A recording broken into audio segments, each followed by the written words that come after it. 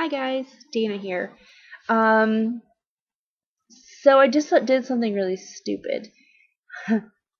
I took a picture of myself and I thought it was recording, and I did everything that I wanted to talk about, and then I realized it wasn't recording.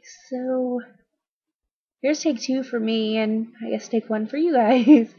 Um, anyway, today is February 27th, and it's the end of week one of my pre-op liquid diet. I have 2 weeks that I have to do of this, and I wanted to give you a status update and go over a couple things that I've dealt with or wanted to talk about during this week. But let me start with the numbers. Let's see. My highest recorded weight was between Christmas and New Year's of this past year at 251 pounds. Last week when I started the liquid diet, I weighed in at 244.8 pounds. And today, I weigh 234.5 pounds. Ah, it's amazing. Since last week, I lost 10.3 pounds, which is, oh my god, over the roof. And then total since December, I've lost 16.5 pounds, which is a huge number for me. I mean, I don't even ever remember losing that much weight so fast. It's very motivating, so I'm excited. Anyway, I wanted to go over some of the recipes that I have done. I don't like to cook. I am lazy when I come home. Like, I work really late by choice, though, because I don't like going in the mornings. But I have other things going on, like work and school and family and friends and boyfriend and all that fun stuff. So when I come home, I just want something simple, easy.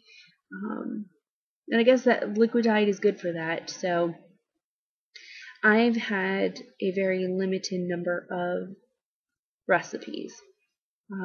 I didn't know until about halfway through the week that I could have smoothies, and I've just been having shakes.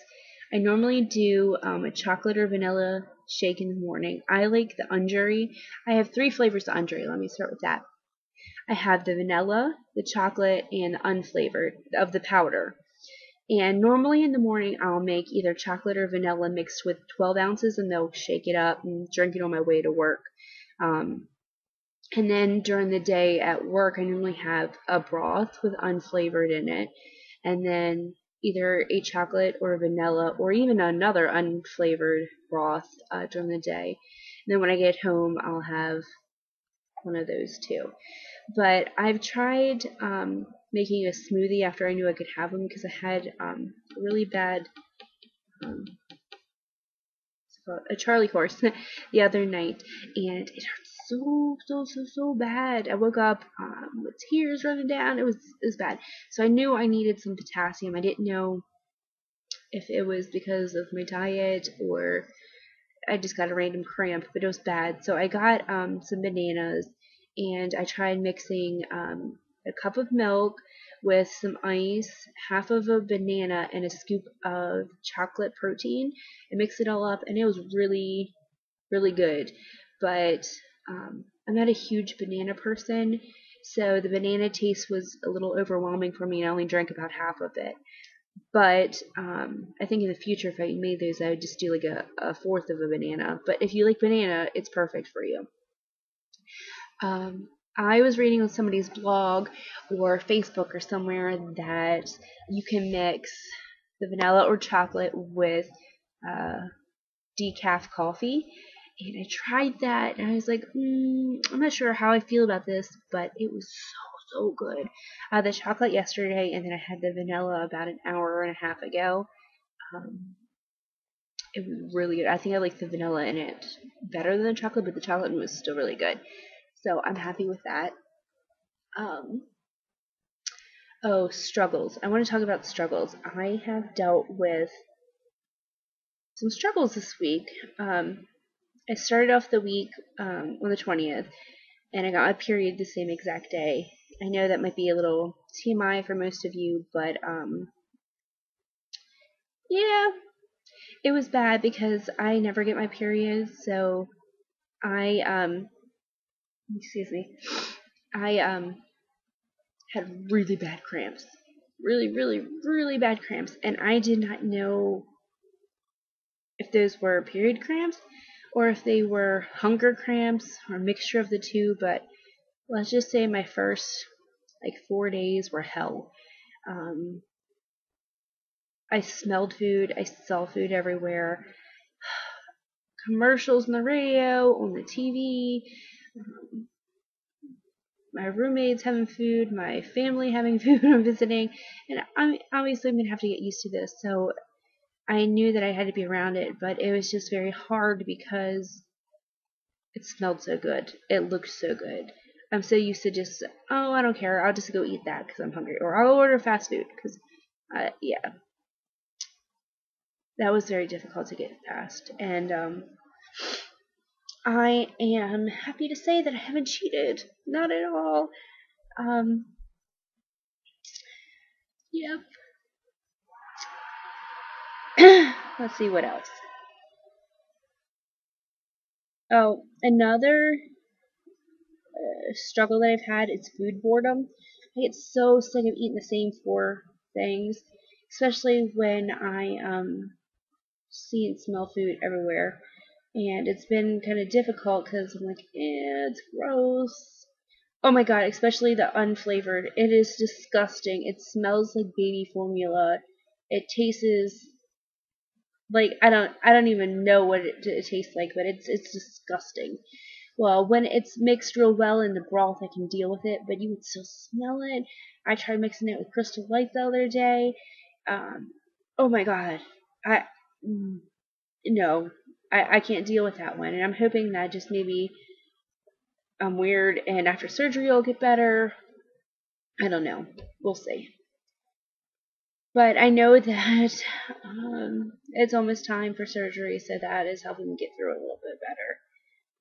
I also was struggling with thinking about foods that I can never have again, which is kind of depressing, especially when I spent my whole life around food. I mean, oh, where we're going to go out this weekend, especially when when me and my boyfriend hang out on the weekends, we always go out to restaurants, and I always look forward to that. But now it's like for a long time, I'm going to have to stay away from restaurants until I know exactly what I can and cannot handle, and stuff like that. So it's going to be a little sad. And I know that I can't eat some foods, like, found out I can't eat cream of crab soup, which is a total bummer, unless I make it homemade and make a healthy version of it. But they said that restaurants use half and half, and it's extremely high in fat, and it has butter in it too, and whole mess of fatty, delicious, wonderful tasting, but really bad for you stuff. So you can't have those. Um, let's see. For motivation, I've been writing in my blog a lot. I have made a list of things that I'm looking forward to after surgery. So I think that's been very, very, very helpful for me because it keeps me focused on the future, what I want from the surgery, why I'm putting my mind, body, and soul through all of this. And it really, really is helpful. Um, let's see. Oh, talking to other pre and post-op patients. I don't know what you want to call them, but other people who've gone through the surgery or getting ready to go through the surgery, they are very motivational and have been extremely helpful to me to talk to because they're going through the same things, or they have gone through the same things. If I have questions or don't understand something, I can just ask them. There are groups everywhere. There's Facebook groups and blogging groups, and I don't use Twitter, but I know there's groups on Twitter and all kinds of places you can find them. And they have support group meetings twice a month at the hospital that I go to. So I'm going to go to one on Monday before my surgery, and It'll still be my second one, but I think those are very helpful too. Um, I've also been looking at 5Ks. In my exercise post, I had said something about a couple 5Ks that I'm interested in running. I'm signed up for the zombie run. It's called Run for Your Lives, and that's in October, sometime in October. But I did it a couple years ago, and I really, really, really loved it. But I could not breathe. I got about 2 obstacles in, and was gasping for breath because of the running part. I could do the obstacles completely fine, except for the giant freaking hill. That one was epic and pretty hard. But I had a lot of trouble with the running part, and I couldn't breathe. And my group, they're all pretty in shape, so I just told them to go on without me because I didn't want to hold all of them up. But this year, I plan on keeping up with them and running a good portion of that. So I'm really excited for that.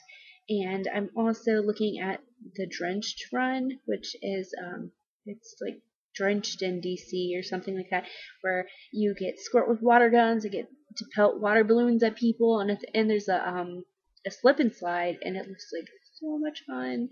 And that is in July, so it doesn't matter if you're running out in the heat, you're going to get wet, so it's going to feel great.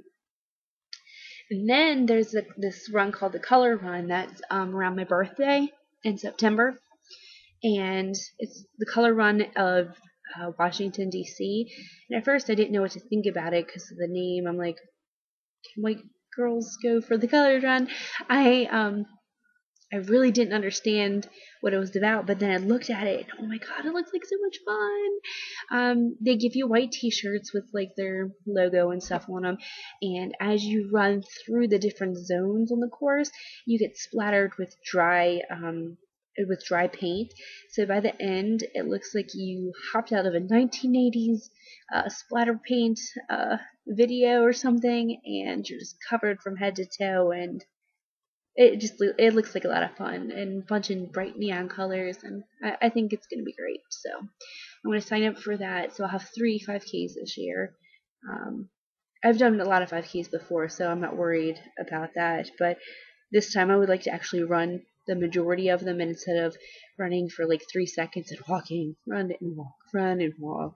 I would like to run a good portion of it. I also wanted to mention that it is very, very, very important for me and other pre-ops, post-ops, people are getting operated on. It's important for all of us to keep in sight what we want from the surgery. What do we look to gain from the surgery? And don't forget why that we're doing this, because this is not the easy way out. It's not.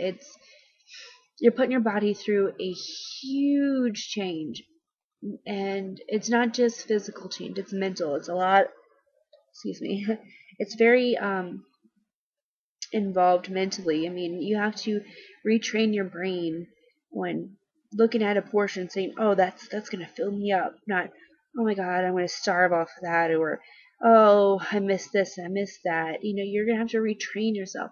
You're going to have to teach yourself that it's okay that you're not eating a giant cheeseburger and a milkshake, even though your friend right next to you is, and she's 10 pounds wet. She's toothpick. So we can't do that. We just can't. And it's going to take a lot of training. And recovery from this is not easy. And having to take vitamins for the rest of your life is not easy. And you have to work out. I mean, it's not easy. And I'm sick of hearing people say, oh, I'm going to do it the hard way, or the old-fashioned way, or you're taking the easy way out and stuff like that. I don't want to hear that. If they did any kind of research, they would understand that it's not the easy way out, and don't let them get you down. You're going to hear it. You're going to hear it a lot. Just let it go in one ear and out the other and say, I'm sorry you feel that way. Move on. Let's see. La la la la la. Oh, I wanted to tell you guys that I'm halfway through my 15 days of excitement. And each day as I get closer, it's something that I get more and more excited about. And today's post was about roller coasters, and I love roller coasters. When I was younger, me and my sisters used to go to Six Flags every summer, and um, that park has gone downhill. It's like low budget, and I haven't really been keeping up with it lately, but it used to be pretty awesome. And I still love theme parks though. I love Hershey Park. I love Universal Studios and Islands of Adventure and the two Disney parks that I've been to. Busch Gardens is pretty awesome. And I really want to go to King's Dominion. I haven't been there since I was too short to ride any of the roller coasters, so I want to go and be able to fit on them. And I'm just so excited about that. But I'm also very, very, very excited for the next few days worth of posts, because each day it's getting a little better, and the last day is the number one reason why I am getting the surgery. So it's going to be pretty awesome. Alright. I wanted to also discuss a couple things that I'm nervous about for surgery, and that is pain. I am so scared of the pain level, or what it could possibly be. I have talked to a few people that have had the surgery on the support group's Facebook page, and a bunch of people have been saying that it is not bad.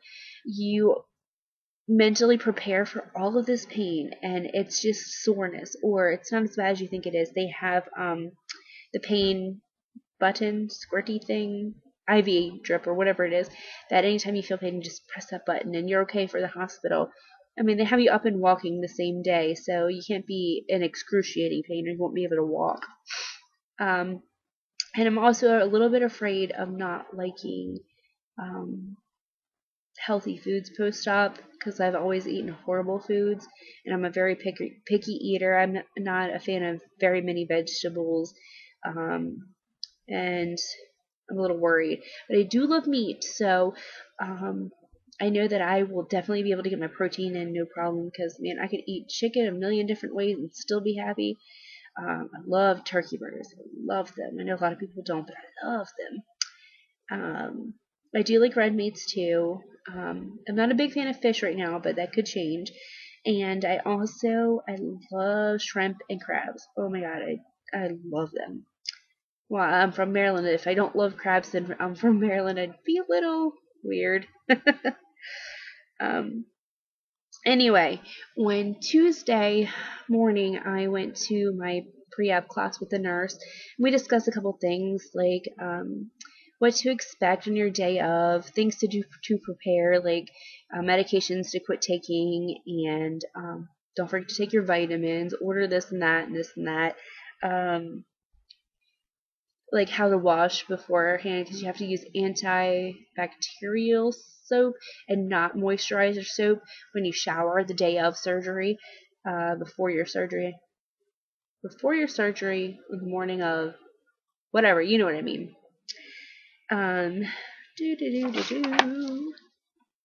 What to bring to the hospital, intake procedures, family instructions, those kind of things we went over.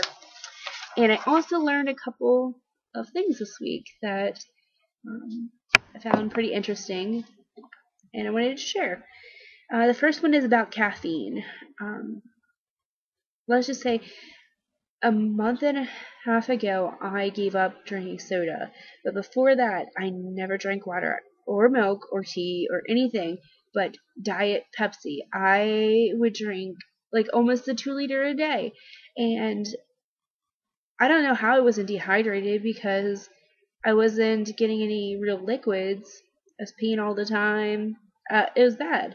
But anyway, I wanted to say about caffeine that we are supposed to stay away from it because it makes you crave sweets and makes you make bad decisions. So be careful with caffeine. And it also dehydrates you, because it's a diuretic, which means it makes you pee a lot, so it flushes all the water out of your system. And I did not realize that until after I gave up soda. I really believe that this is true because when I used to drink nothing but soda, I would pee a million times a day. I mean, nonstop. And I never understood why because I barely drank anything. Now that I have been drinking mostly water and vitamin water, zero, and things that are hydration and 0 calories and no caffeine and no carbonation, I have not had that problem. I have not had to go pee a million times. Even on this all liquid diet, I have not had to go as much as I used to. So I really believe that that is true. That's why you get dehydrated on caffeine because you're peeing a million times a day. Also, this next thing I learned is interesting and kind of scary, but I learned that you are never, never, never, never allowed to swallow gum after surgery. Why? Because after surgery, your pouch is connected to your esophagus and it's connected to your intestines, but those openings are very, very, very tiny. So if you swallow a piece of gum, it can get stuck anywhere along the way, and you have to get surgery, an operation. You have to go into the OR to get it fixed. So I normally swallow my gum too, so I'm a little bit scared about that. I know that I definitely will not do that because I can't believe how drastic that is. So definitely a good thing to learn. Anyway, I don't know if I said my goals for next week, but I'll go over them now. Since I lost 10.3 pounds since last week, I met my goal because I wanted to lose 8 to 10 pounds during this entire pre-op liquid diet. Well, I met it, obviously, so I'm going to make a new goal. My new goal for next week is to lose between 5 to 10 pounds. I think 5 pounds would be more realistic, but 10 pounds would be pretty awesome too. That would put me anywhere between about 230 to 225, if we're not counting the fractions. But I haven't seen 225, and I haven't seen under 230 in like 2 years, and I just I can't believe, like, if I get under 230, I'm gonna cry. My next video, I might be crying. Tears of happiness, but it might be there. So, yep, I will keep doing what I'm doing because obviously it's working, and not weighing myself every day because some days it goes up and then down, and it gets me a little nervous, so I will make sure to be good. And 1 week till surgery. I don't know. I'm a little crazy tonight. But I will check in with y'all next week before surgery and let you know how I did and let you know that I'm alive. Alright, good night, guys.